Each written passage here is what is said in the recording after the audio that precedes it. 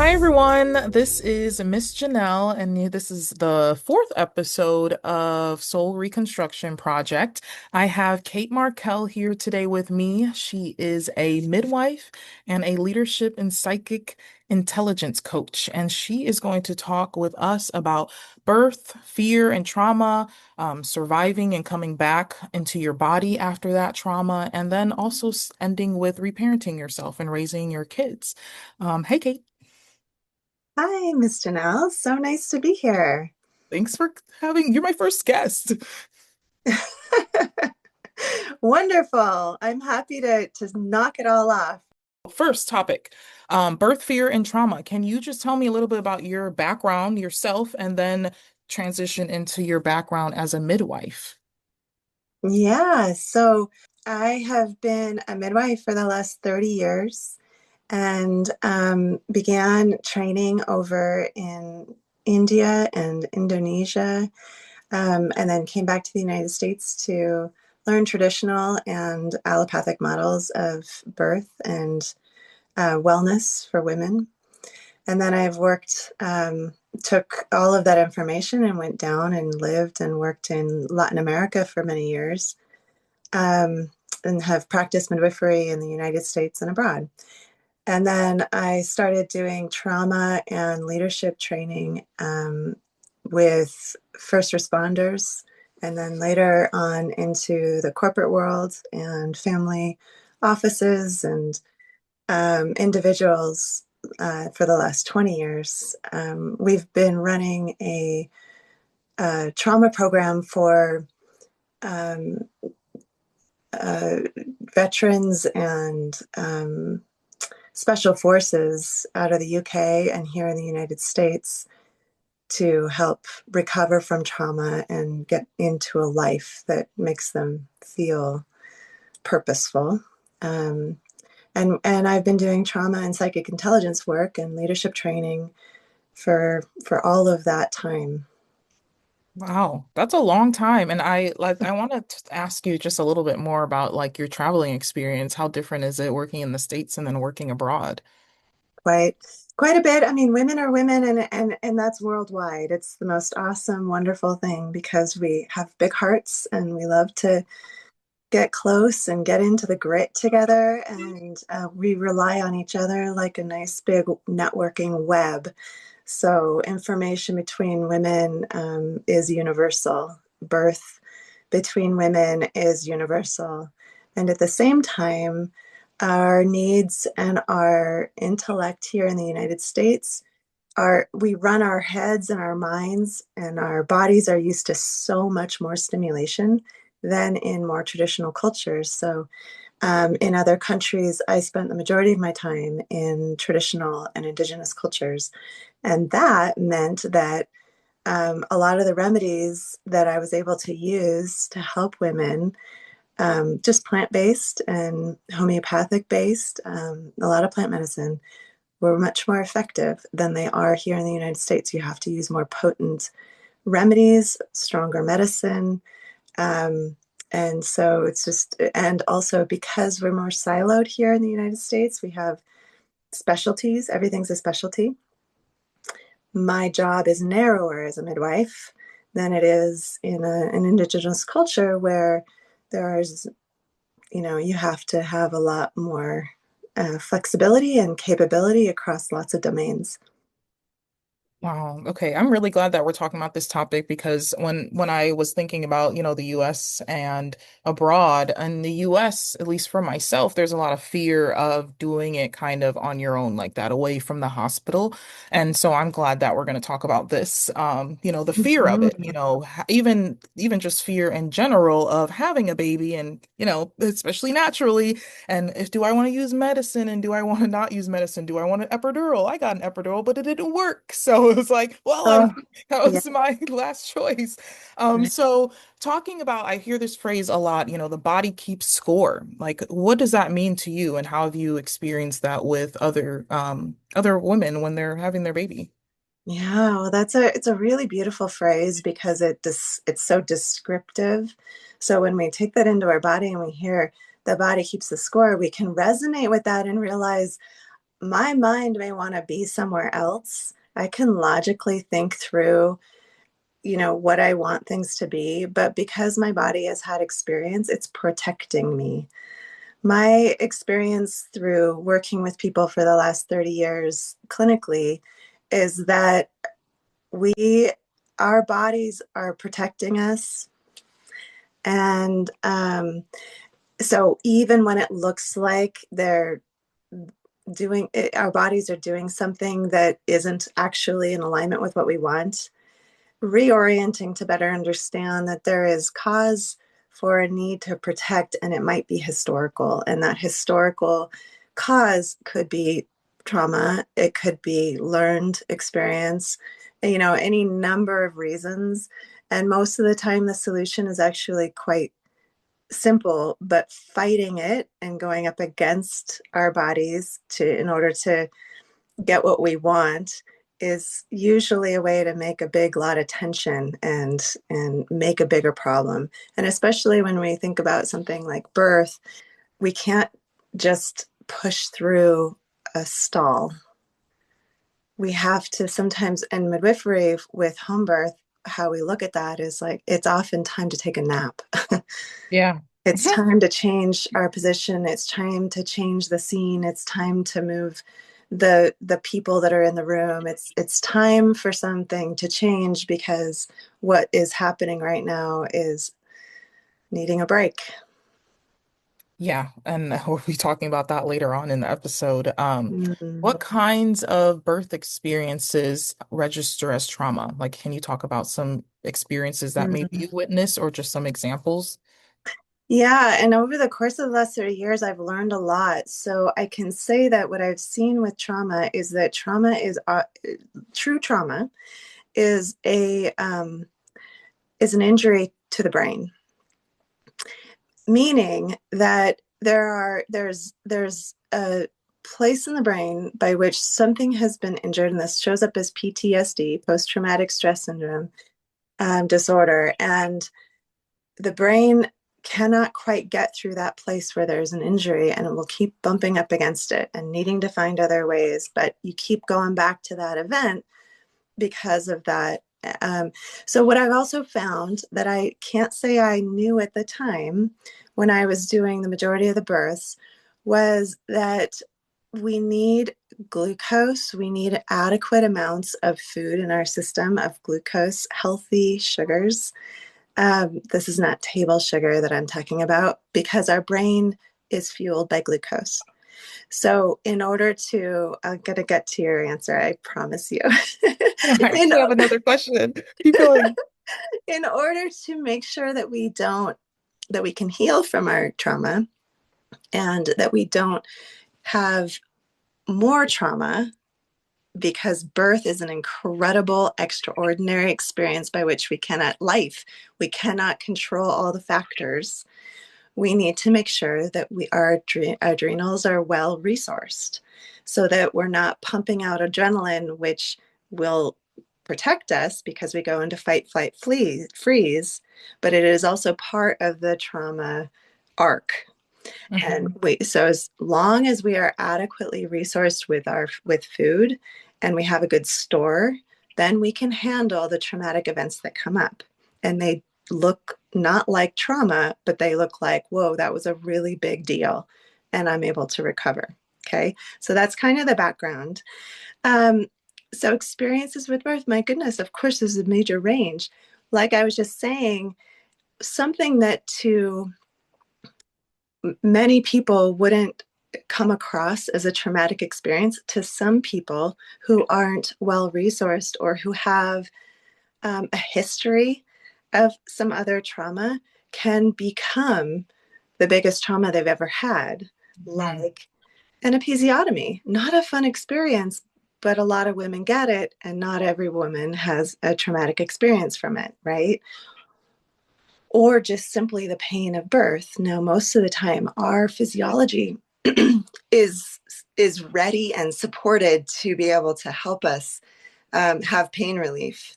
But for some women, their experience of not being supported adequately or this or that can cause a traumatic experience. This is all a part of the birth preparation Fear is another one. Being alone in labor and birth. Of course, any kind of um, anything happening to your baby that is not optimal or ideal can definitely be a traumatic experience. But like I said, trauma is not the event itself. Trauma is how resourced you are to be able to work with the event itself. Does that make sense? Yes, I heard like food is important, who you're with and the relationship with that person when you're having a baby, and then what's happening to your baby, the medicine and all of that. And I was writing them down because a lot of those things went totally wrong in Mm, my experience, especially the food. yeah. And, when I think about food in a hospital and I think about, I was induced, they made it seem like at first, like, if you're going to be taking this shot, you need to stop eating at this certain time and you can only have this and you can only have that. And someone ended up saying, like, you should order something off the menu, and you should eat this. But then later on, I ended up getting really sick. And my mom was like, did you eat too much? Were you actually supposed to eat? So that was a common thing. The people that I was with, this was 2021, where we were still having very little people in the hospital. So it Mhm. was even debate about who was going to be there. And then it just ended up being, my ex and my mom. And at the time, I mean, still now, they don't like each other. But it was that relationship at the time that was really stressful. And my mom was freaking out. I wasn't at a good hospital.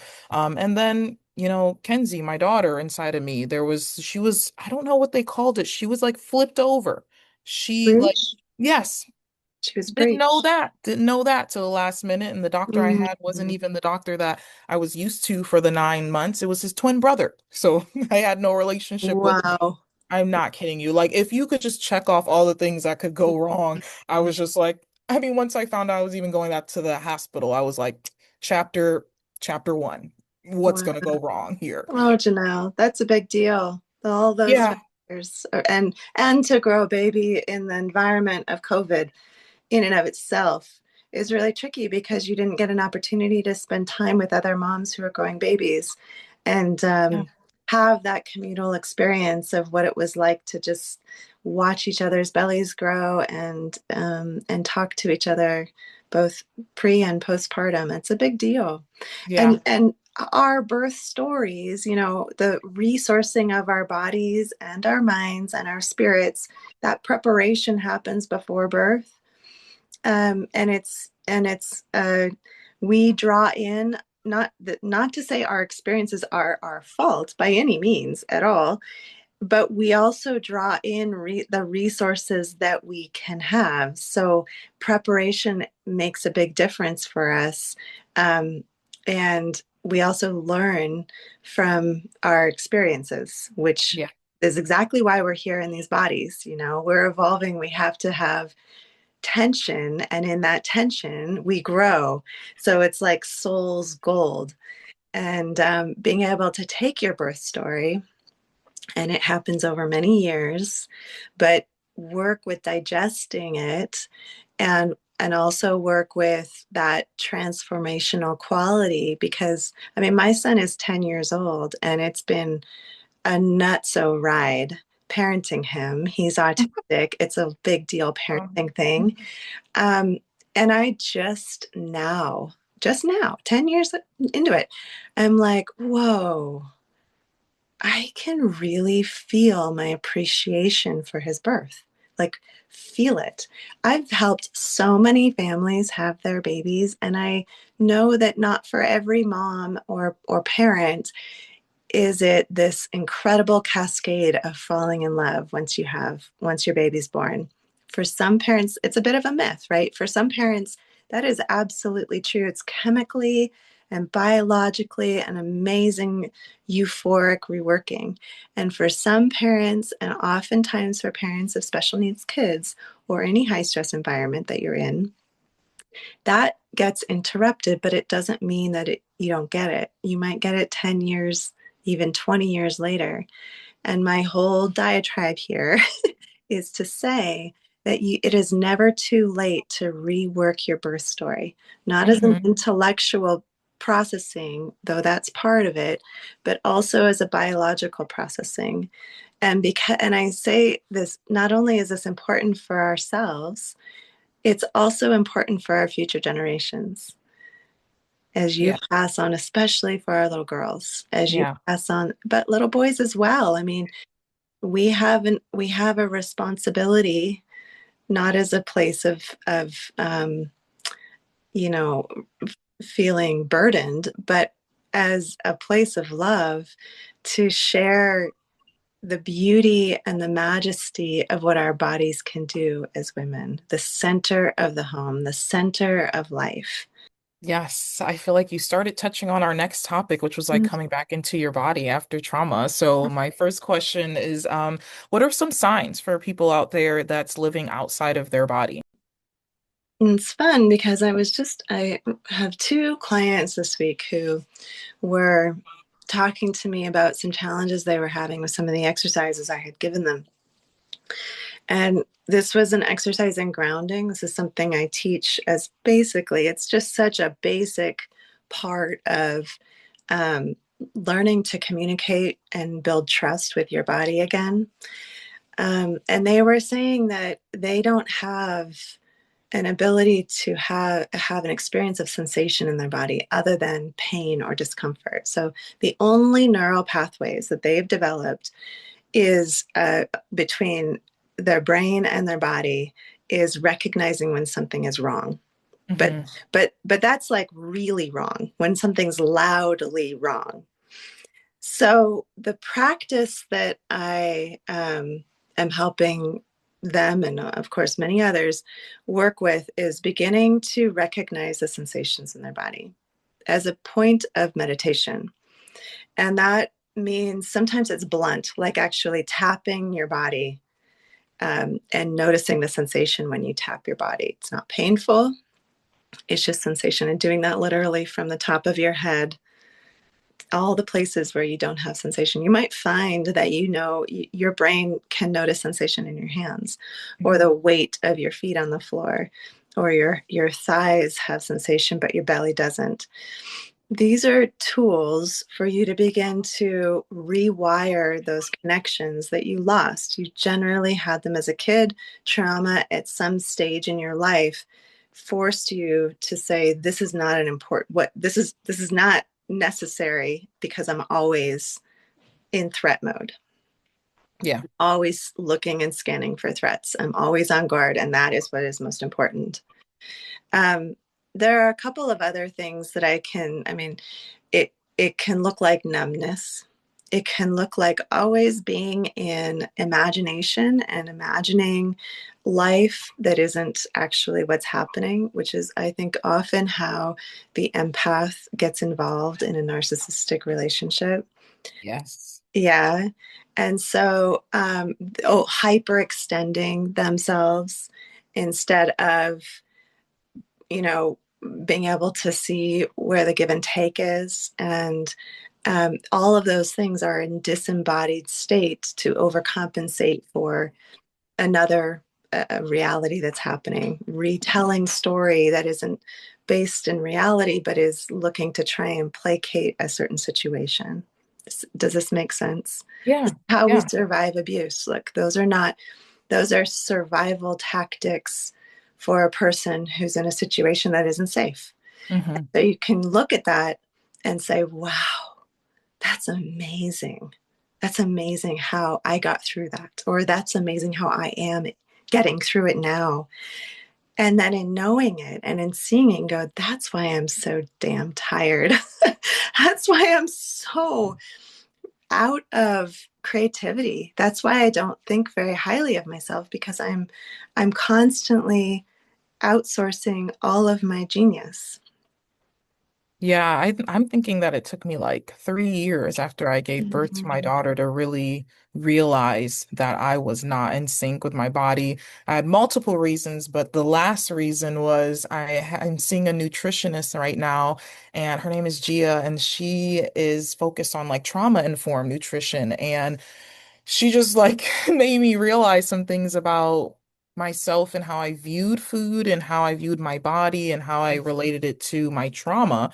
And it was really unhealthy. And I like even just how you were giving some examples of how to kind of reconnect with your body and the touching and stuff. I would touch the back of my neck, and my mom noticed this when I was with him. And after that, it was very tough and kind of lumpy, and my neck was just like scary. It was like scary the way my neck had changed, my hair had changed. I could not lose any weight for all that time. Like there were just things that I was noticing that wasn't, up to date with my doctor's visits, that I was just like, I don't feel good. Like I thought I was out of this, but it still feels like my body is taking that with me. Yeah. So if you can give me another example, because I'm just curious, another example of a safe, accessible way to reconnect with your body. I know I'm really into yoga. Yoga has been something I've been into since college. I'm thinking about getting my certificate for that. But also breathing beads. I do that with my students a lot. I make little Mhm. breathing beads with them. I know you have some other great ideas, even just for mothers in the moment of giving birth. Yeah, absolutely. Well, my first instinct is to just quickly go through a grounding exercise with you because it's such a great and important way. Both when we're new mothers, our babies use our bodies energetically to ground. They're immature and they're growing their own chakra system and they're growing their own immune system and they're growing everything. They're born immature, so we hold them close and we give them our systems to use. Hmm. Um, and the function of grounding, certainly through my own practice, but it's just so important in learning co-regulation, nervous system regulation, and then therefore co-regulation with your children, with the rest of your family, with your community and environment. And it's bringing ourselves into a union with the magnetic field of the earth and Yeah. learning to trust our bodies and having our bodies trust our minds.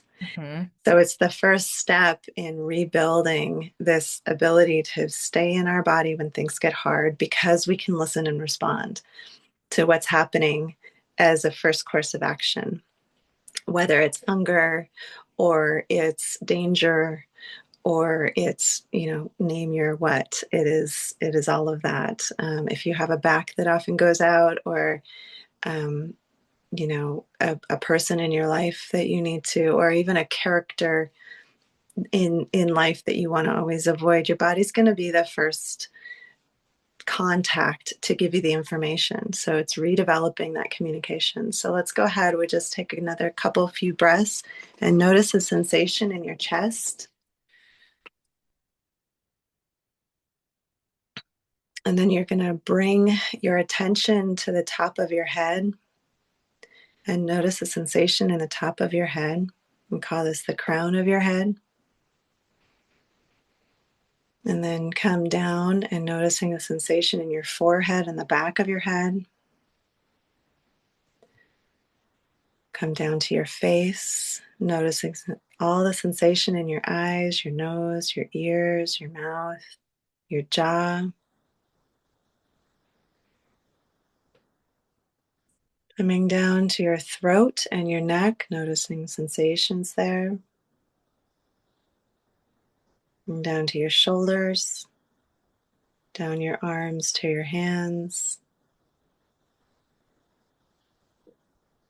back to your chest and your upper back,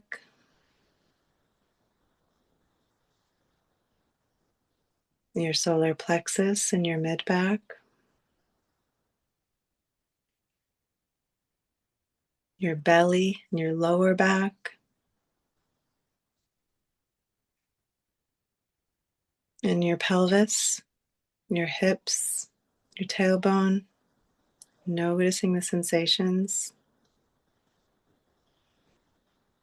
This is your first chakra. You're going to go down your legs, noticing the sensations, all the way down to your ankles and the tops of your feet and the bottoms of your feet And then you're going to use your imagination to move down no matter how high up you are in your home. You're going to use your imagination or your sense of sensation to move down between the bottom of your feet and into the earth below you. Noticing what is down there. What is the smell? What does it look like? What does it feel like? Where is the water?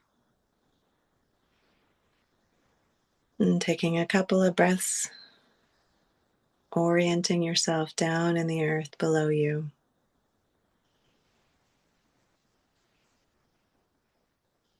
The earth has neutral energy, and it is a resource for you, always made up of the same elements as your body. Opening up that channel and moving back up through that space, back in through the bottoms of your feet, bringing your attention back up your legs, in through your pelvis, back into your belly and your torso. And then as a practice, you can continue to go down your legs and into the earth and back up as many times as you want. But this is a very simple grounding exercise to help anyone who wants to continue to have this as a resource for your body. It really is a lovely ballast to our overthinking brains, a way to come into body, a way to help ourselves have a resource to always draw upon. I need this now, and I definitely wish I even had a quarter of that when I was going through my labor pains. Okay, I just remember having a big yoga ball and breathing like I had just ran a 10K. Like, so Mhm. this Oh, was wow. really nice. And you have a really great Yeah. voice for it too. The Yeah. last segment, which we're all calm a little bit, is reparenting yourself while raising your kids. How is stuff like this? I do this for my daughter too. She knows, like, if I'm upset, I will take a breather and go away because I don't want, just to model for her. I don't want to say anything I don't mean. I don't want to react in a way that's not appropriate for her. Like, you don't want to make someone upset based on your own feelings. Like, you do need a chance to calm down. Think about what you're going to say. And these are kind of things that I like to teach her and that she teaches even other adults or other kids at her school. Like, we want this to start early so kids are not growing up having to be forced to learn it. And no one wants to be forced to learn anything, especially at the age of, you said your son is 10. The last group of kids I was teaching were 10 and 11-year-olds. So I know exactly what stage of life that is. And, unless they truly feel or have some sort of background in it, they're not gonna want to be, you're my teacher, like leave me alone. Yeah. No, especially in a traditional teaching environment, it's very difficult to slow down enough to give new tools like this. But um, yeah, there's two parts of it. There's as a parent, what's already been done, and the decision and the choice to make to change, Hmm. to recognize the patterns that you don't want to continue and to stop yourself, which to say is stopping ourselves is a trick. Like we can have in our quiet moments an awareness, oh my gosh, I did not want that to escalate as much as it did. Yeah. But that's in the past, right? So there's an element as a parent of forgiveness for ourselves, and while we don't condone bad behavior or even abusive behavior, there's an element of forgiveness to help relieve ourselves from the looping shame. And that is so important because in order to move on, we have to stop looping. Does that make sense when I say that?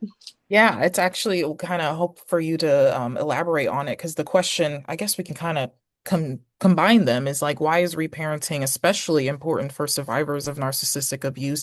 And then why can parenting feel so triggering because of that? Yeah. Yeah. Well, I think parenting is triggering no matter any Yeah. way you take it, because you're working with another identity coming into the world and they learn everything from you.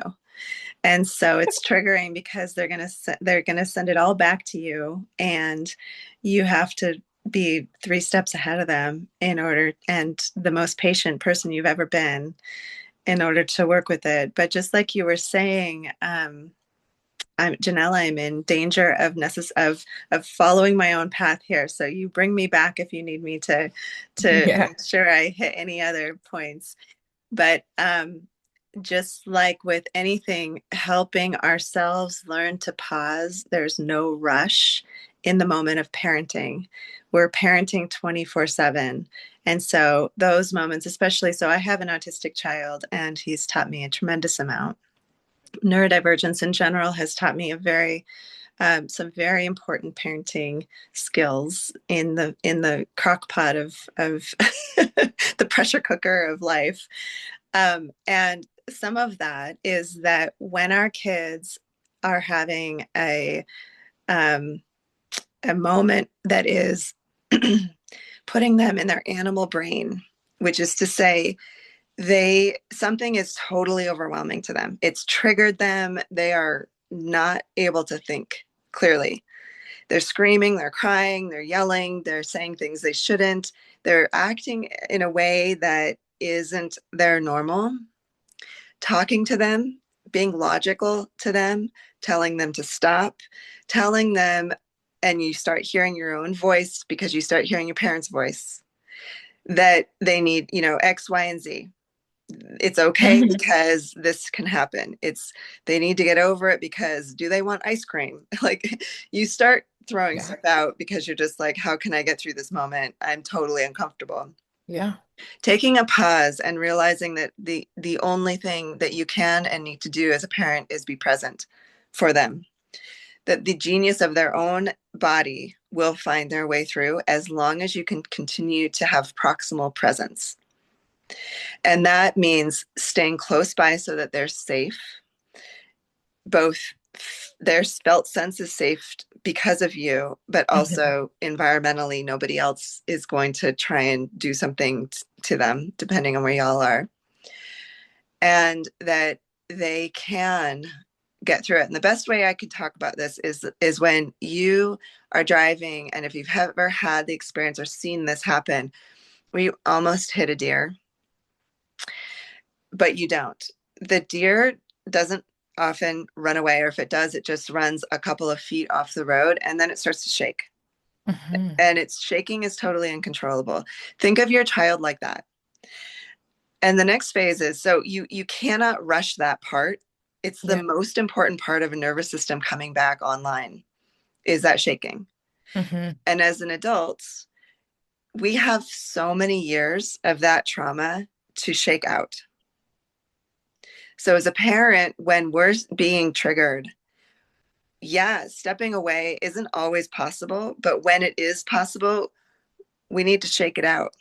Yeah. That can look like yoga sometimes. That can look like going for a run.